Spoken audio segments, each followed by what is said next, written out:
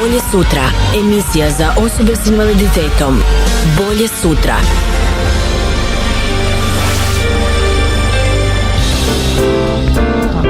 Poštovani slušatelji, dobar dan i dobrodošli u emisiju Bolje sutra. Naša stalna voditeljica Marija Mraze, predsjednica udruge Bolje sutra, je nažalost danas spriječena da nam vodi emisiju.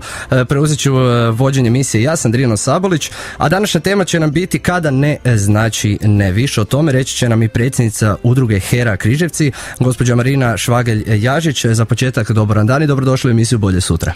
Dobar dan i hvala na pozivu. Evo, pozdrav svim slušateljima i slušateljicama radija RGP. Evo ga, da odmah na početku malo razjasnimo što bi to značilo kada ne znači ne. Za lagani uvod.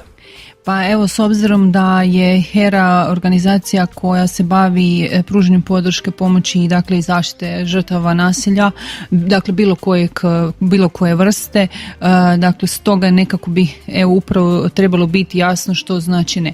Kada žrtva kaže ne, kada joj smeta nešto, kada ne želi kontakt dakle sa drugom osobom, odnosno zlostavljačem, dakle zlostavljaču bi trebalo biti i doista jasno da je ne, a ne poziv dakle na daljnje postupanje. Eto, rekli ste jasno, uloga zlostavljača i žrtve ne znači ne. Koje osobine ima osoba koja može biti potencijalni zlostavljač? Dakle, zlostavljači mogu biti bilo koje dobi, bilo kojeg spola, ali isto tako znači i žrtva. No međutim, nekako bi se ja radi u ovoj emisiji osvrnula na jedno kazneno djelo, a to je uhođenje, odnosno stalking, dakle iz engleskog prijevod uhođenje, a koje zapravo je model, odnosno oblik ponašanja, a karakterizira ga kazneno djelo nametljivog ponašanja, dakle koje je kod nas ustupilo naš kazneni zakon tek u 2013. godini, pa ajmo reći jedno od nemamo baš neki predugi period sudske prakse. Dakle, što se tiče počinitelja ovog kaznenog djela, to su osobe koje pokušavaju uspostaviti neželjeni kontakt, dakle koje prate svoju žrtvu bez njenog znanja, bez njene dakle želje, bez da je ona na to pristala, što znači da mu je jasno dala do znanja da ne želi nikakav kontakt s njim, koji je zastrašuje ili na neki drugi način dakle izaziva strah ili tjeskobu dakle kod žrtve. Najčešće je povezano dakle sa nasiljem, ljubomorom ili dominacijom partnera tijekom intimne veze, što znači da su bili nekad prije u intimnom vezi, ali je veza dakle prekinuta.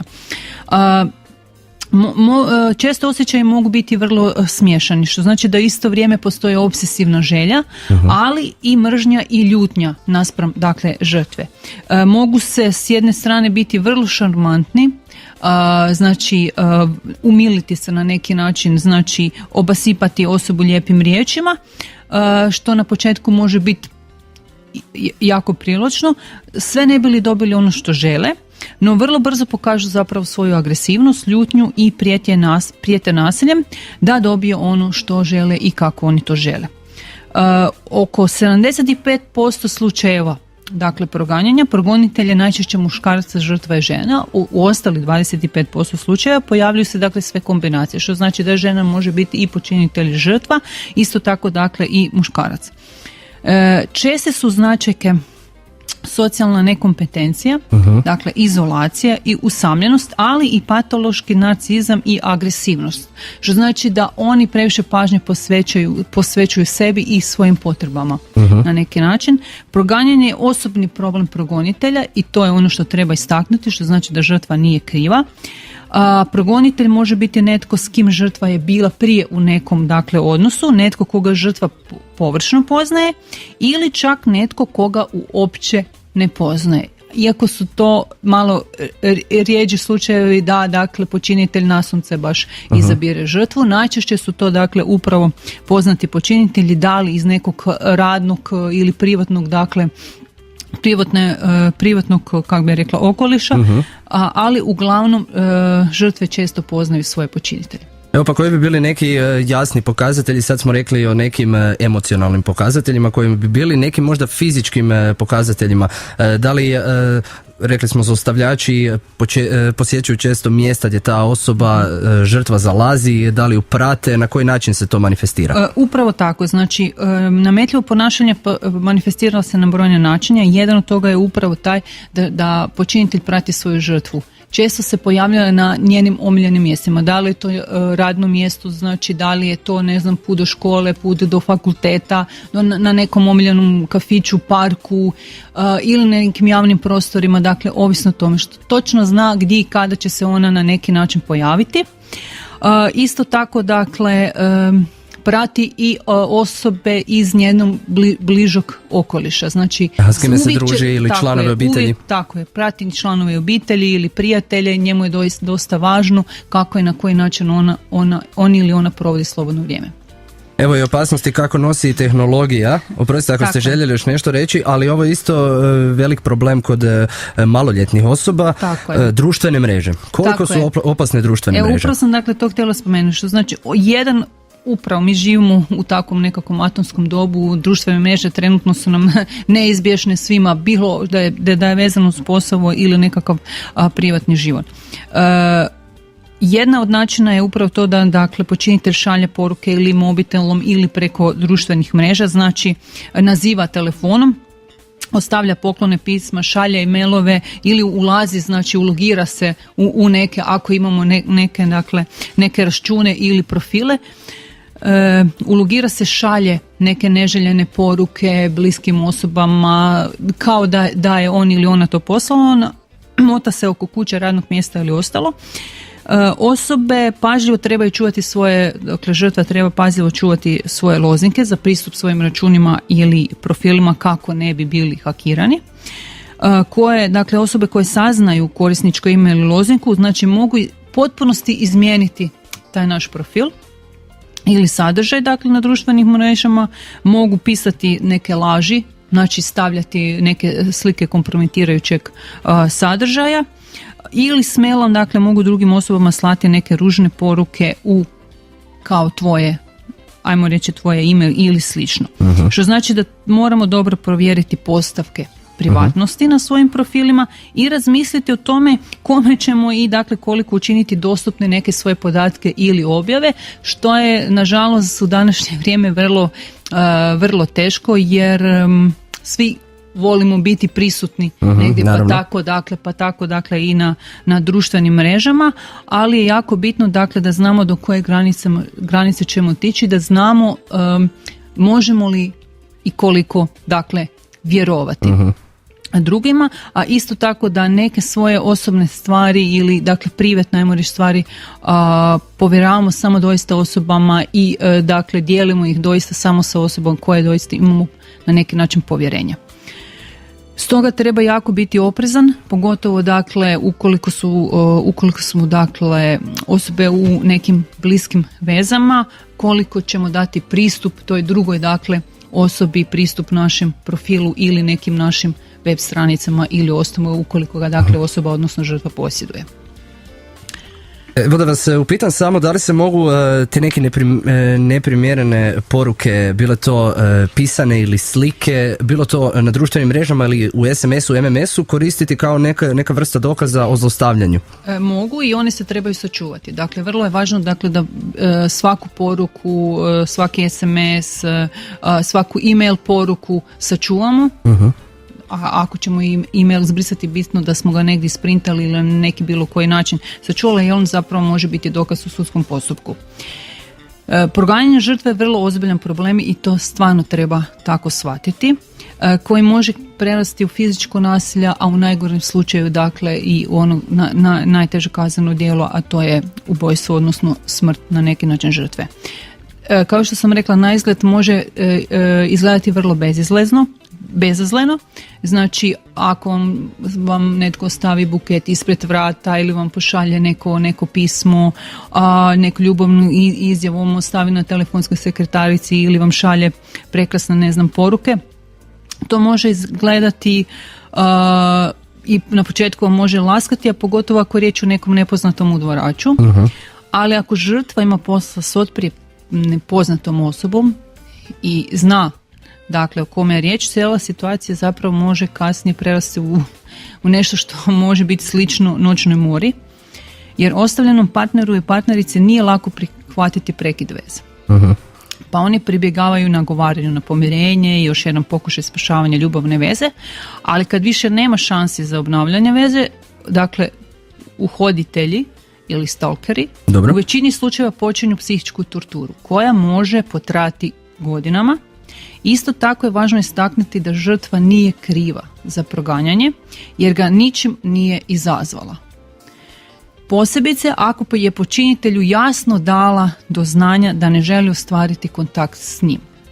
Zato je važno ovo da je ne znači ne. Da li se često zna pojavljivati osjećaj samokrivnje kod žrtve? Itekako, jer u prvom momentu nekako žrtva ne može ni vjerovati. To je možda bila, znači to je osoba s kojom ona je bila u jednom periodu dobre veze, možda je, dakle, možda čak ni prekid veze nije imao ili nije tome prethodilo nekakav događaj, nego naprosto ili manjak osjećaja, emocija. Znači žrtva je željela i dalje ostati u nekom prijateljskom odnosu, ali ona druga strana nažalost to tako ne shvaća. Pa često počinitelji znaju na primjer poslati poruke sadržaja, pa molite samo da se još jedanput nađemo, pa još samo jedna kava ili jedan izlasak i prestaće. Žrtva misli da je doista to tako, osjeća krivnju, smatra da je ona kriva što se on ili ona tako osjeća, pa će popustiti. No međutim počinitelj tu ne staje, nego on naprosto jako dobro zna kako i na koji način će upravo obraditi dakle žrtvu, ali ono što je važno da žrtve trebaju vjerovati svojim osjećaju straha, da trebaju potražiti stručnu pomoć, da trebaju sačuvati sve dokaze, to što sam spominjala, znači spremiti bilješke, pisma, znači poruke, slike, bilo što, dakle tekstualne poruke, e-poruke ili neke govorne, jer oni će biti korisni za policiju, a kasnije dakle kao dokaz na sudu. Potrudite se da se ohrabre, dakle da ne ohrabrivaju ponašanje zlostavljača. Znači dovoljno je da su jednom jasno rekle ne i to bi naprosto trebalo biti tako. Potrebno je samo jednom, dakle čvrsto, bez emocionalnosti, bez vrijeđanja i poniženja jasno dati do znanja zlostavljaču da ne žele nikakav kontakt s njime. Voditi pojačano računa o sigurnosti, dakle na koja mjesta izlaze, koje su to ulice, ukoliko ih strah ako se kasno vraćaju iz nekog mjesta kojim će ulicama se vraćati, ili ako negdje idu da obavijeste kud idu, kad će se vratiti, da uvijek neko s njima, da nisu same, da imaju mobitel pri ruci. Dakle, kad već imaju takav jedan osjećaj straha, to je dakle vrlo ozbiljna situacija.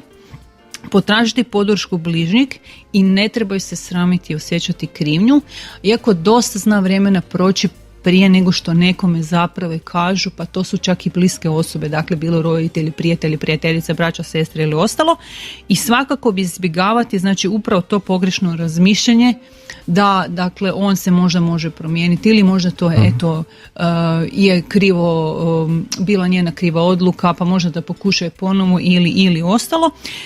No, nažalost, tu se ne radi o ljubavi na neki način, tako da evo, žrtva bi morala imati to jasan stav. Žrtve često osjećaju bespomoćnost, one su uznemirane, osjećaju toliki strah da naprosto ne vjeruju na neki način više ni sebi ni nikome i često ne vjeruju ni u svoje neke postupke. Ali kao što smo rekli, žrtva na kraju nije kriva. Žrtva nije kriva i to je najvažnija stvar koja bi trebala biti jasna ne samo dakle zlostavljaču, a žrtvi, već i onome ko pomaže, odnosno pomagače osobi koja bi trebala pomoći. Naravno i cijeloj zajednici, no eto, ako nažalost dođe do premašenja svih granica, u kojem trenutku treba nekoga prijaviti? Kome treba otići? Dakle, ovako, ako dakle postoji bojazan ili sumnja na bilo koji od ovih postupaka koje smo sada spominjali, dakle žrtva treba potražiti pomoć, što znači da treba kontaktirati policiju, reći bilo kome, da li je to roditelj, neka bliska osoba koju ona vjeruje ili prijatelj, i mora pomoći sebi, što znači da može potražiti službe koje na neki način pružaju, da li ne znam, besplatnu psihološku pomoć, pravno savjetovanje ili mogu dati bilo kakve praktične informacije. I ono što je važno, da se informira o ovom kaznenom dijelu. Kao što sam rekla, dakle, ono je stupilo na snagu tek 1.1.2013. i možda nema doista puno sudske prakse, ali jako puno se piše i govori o tome.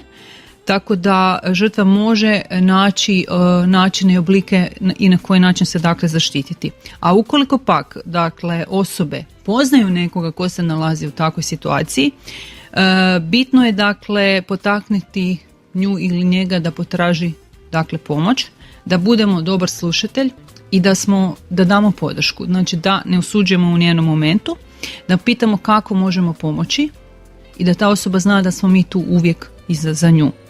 Znači, također se informirate o tome što je to uhođenje i naravno izbjegavati sukobe, da ne bi sad došli u situaciju da smo mi ti koji ćemo sad dijeliti pravdu, tako je upravo na taj način i da ne bi doveli opasnost i sebe, dakle i tu osobu koja je potrebna pomoć. Znači, veoma je bitna i podrška i obitelji i zajednice i prijatelja i svih. Apsolutno. Evo, mi ćemo se vratiti natrag u emisiju Bolje sutra, uzet ćemo jednu kratku glazbenu pauzu, pa se čujemo odmah nakon pjesme.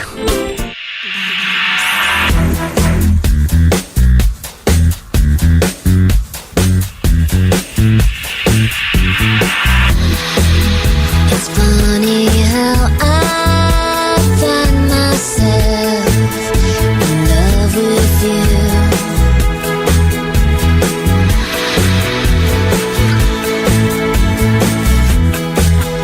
If I could find my reason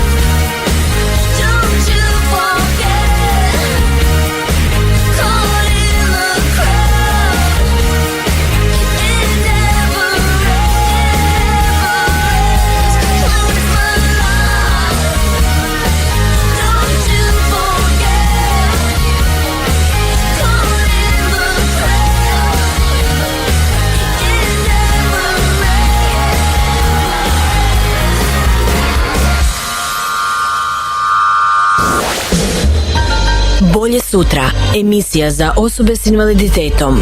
Bolje sutra.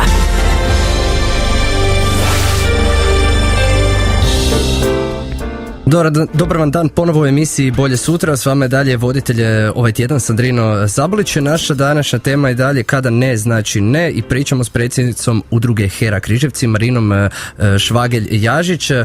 Eto ga, zadnje što smo pričali, u kojem trenutku treba prijaviti zlostavljača i kome prijaviti upravo zlostavljača.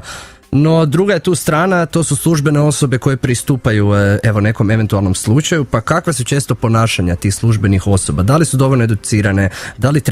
Da li znaju sve što trebaju znati? Pa ovako, ja volim znati i razmišljati o tome da i želim znati da službene osobe čine sve što mogu i doista daju uslugu koju bi trebale žrtvi. Da li u praksi to tako? Često nije.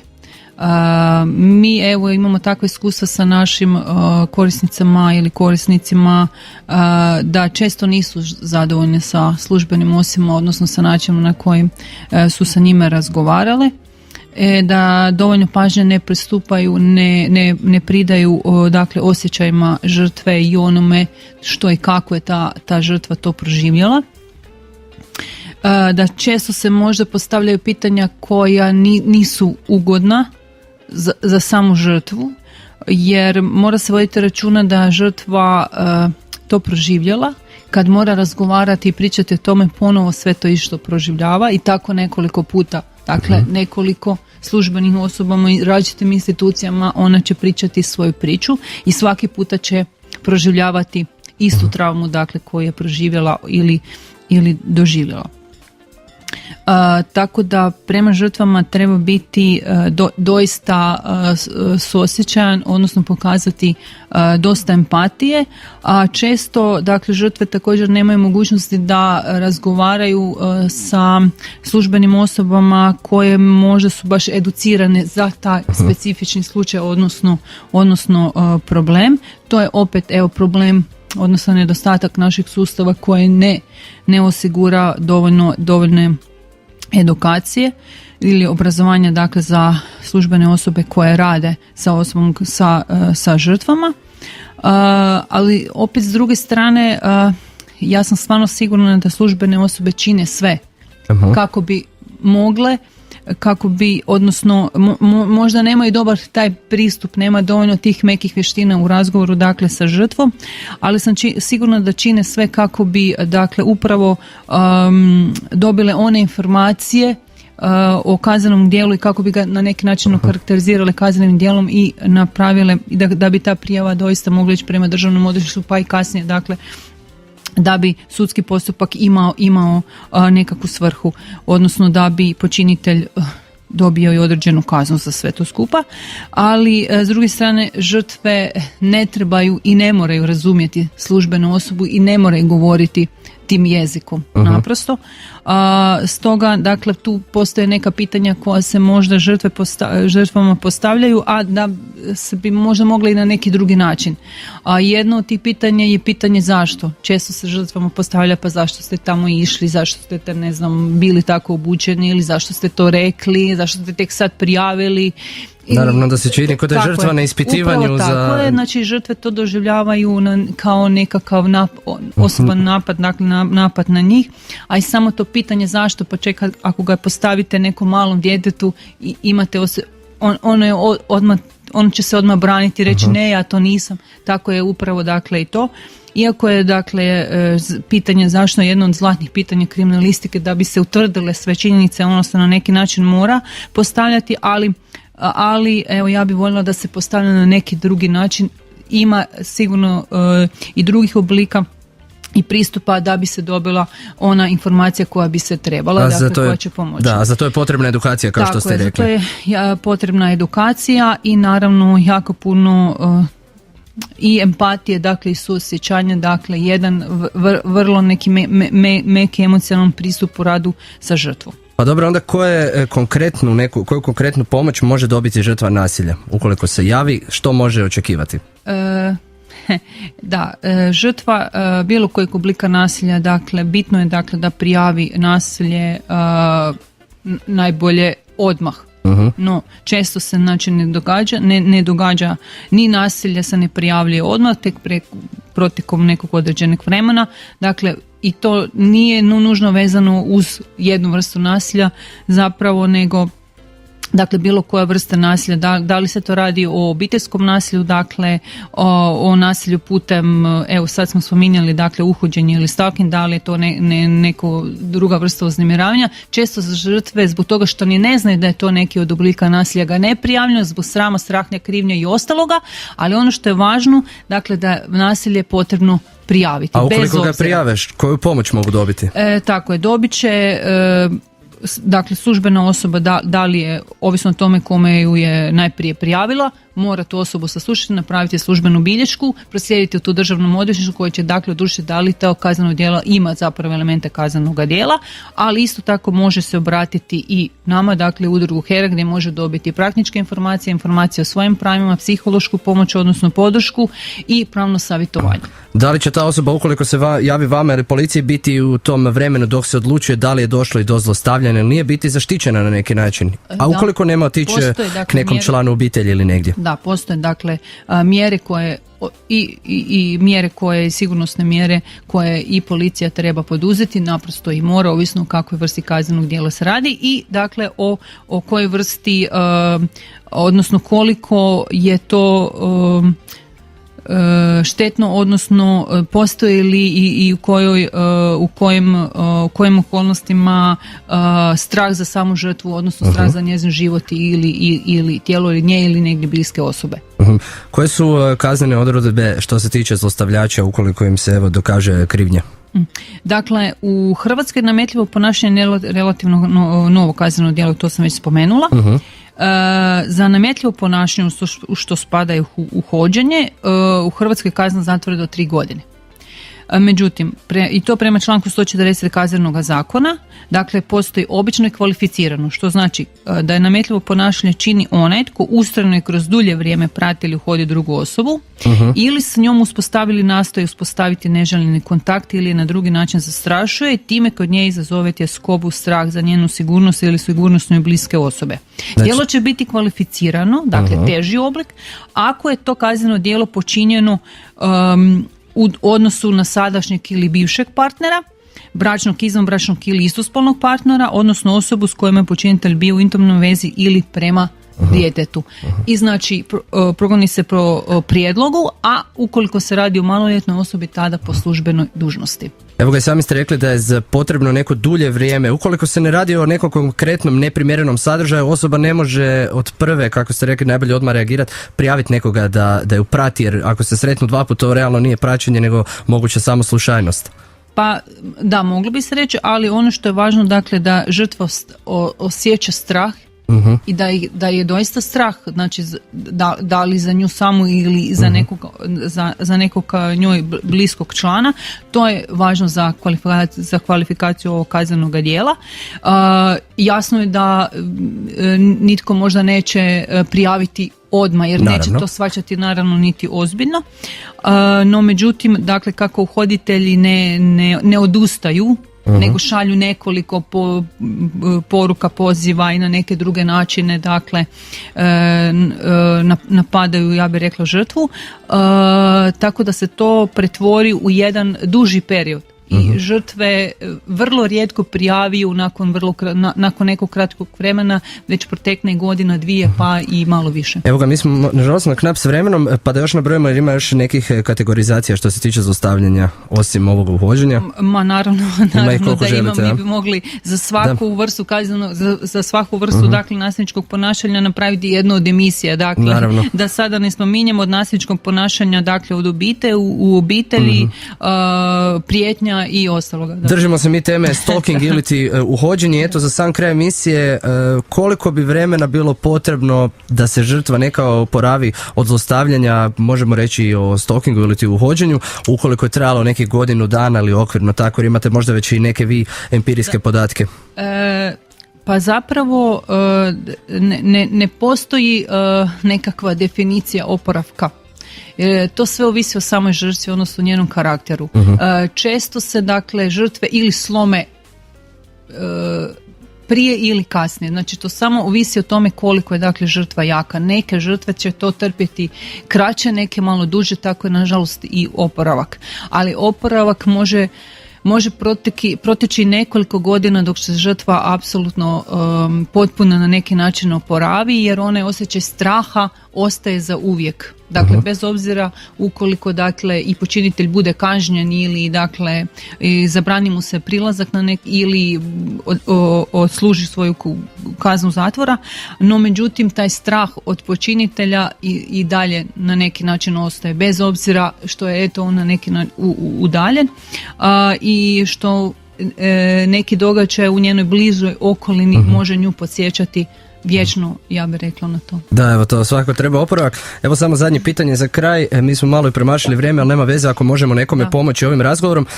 Da li postoji kod nas zabrana pristupa? Postoji žrtvama. Postoji. Da li se ona dobiva kad se osobi dokaže kazneno djelo ili se dobiva prije kad postoji neka sumnja?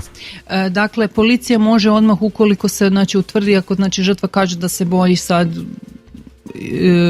počinitelja ili da je to stvarno strah i prijetnja na njezin život i tijelo, može donijeti tu sigurnosnu mjeru koja traje 8 dana, ali za to vrijeme dakle sud će donijeti zaštitnu mjeru, odnosno zabranu prilaska toj osobi. Znači može doći do neke blage prevencije što se tiče ove zabrane pristupa.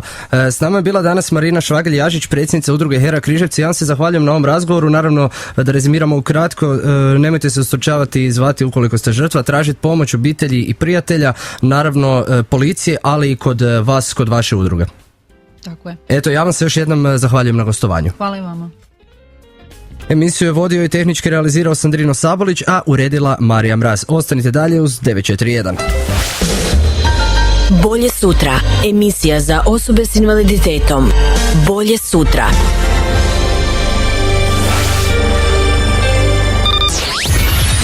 Ovaj program sufinanciran je sredstvima Fonda za poticanje pluralizma i raznovrsnosti elektroničkih medija.